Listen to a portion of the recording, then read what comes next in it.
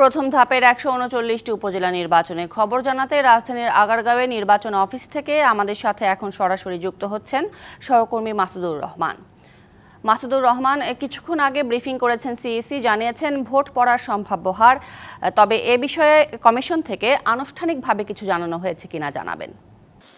যেই হারের কথা বলা হয়েছে সেটি মূলত বিভিন্ন জায়গা থেকে যে তথ্যগুলো এসেছে প্রধান নির্বাচন কমিশন ভবনে, সেই তথ্য থেকে বলা হয়েছে। তবে সেটির একটি যেহেতু বেশ কিছু বিভাগে এই নির্বাচন হয়েছে, সে কারণে একসাথে করে সেটির একটি পার্সেন্টেজ করা হয়নি, যে কারণে আসলে 30 থেকে 40% একটি ধারণা করা হয়েছে। এর কারণ হচ্ছে যে বিভাগগুলোতে হয়েছে সেই বিভাগগুলো কিছুতে হয়েছে 40 থেকে 45%, কিছুতে হয়েছে 30 থেকে 35%, কিছুতে হয়েছে 20 থেকে 30%, কিছুতে হয়েছে 22%। তো এই কারণেই এই একটা ধারণা তারা দিয়েছে যে 30 থেকে হয়তো 40%-এর মাঝামাঝি একটা সংখ্যা হবে ভোটের।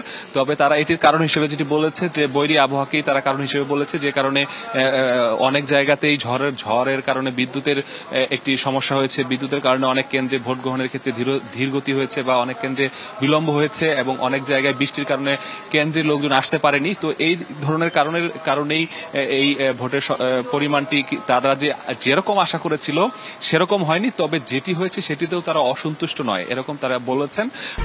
1, 2, 3 ঢাকায় জমি জিতে নিন 100% ক্যাশব্যাক সহ 20 কোটি টাকার পুরস্কার।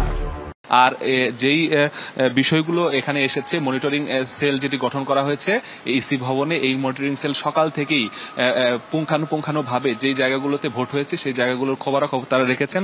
সেই খবরাখবর অনুযায়ী তারা এখন পর্যন্ত 34টি সংঘর্ষের ঘটনা তারা জানতে পেরেছেন। তবে নির্বাচন কমিশনার যারা দায়িত্ব আছেন তাদের দাবি যে কোনোটি আসলে ভোট কেন্দ্রের ভেতরে হয়নি, যে কারণে তারা কোনো কেন্দ্রে আসলে এরকম ভোট বন্ধ করার মতো পরিস্থিতি হয়নি। তবে কিছু খাগড়াছড়িতে 2টি কেন্দ্রে একটি অনিয়মের ঘটনা ঘটেছিল, সে কারণে শুধু 2টি কেন্দ্রের ভোট তারা স্থগিত করেছে। এই 2টি কেন্দ্রের ভোট পরবর্তীতে তারা নিবেন। এছাড়া সার্বিক তাদের যে পর্যালোচনা, সার্বিকভাবে তারা সন্তুষ্ট, এবং তারা বলেছে অবাধ এবং নিরপেক্ষভাবেই এই উপজেলা নির্বাচনের যে প্রথম ধাপের ভোট গ্রহণ সেটি সম্পন্ন হয়েছে। এখন ভোট গণনা চলছে, এরপরে আসলে কারা কোন পদে বিজয়ী হয় সেটি আনুষ্ঠানিকভাবে জানানো হবে। এই ছিল আসলে আমার কাছে নির্বাচন ভবন থেকে সর্বশেষ তথ্য। মাসুদুর রহমান, ধন্যবাদ আপনাকে।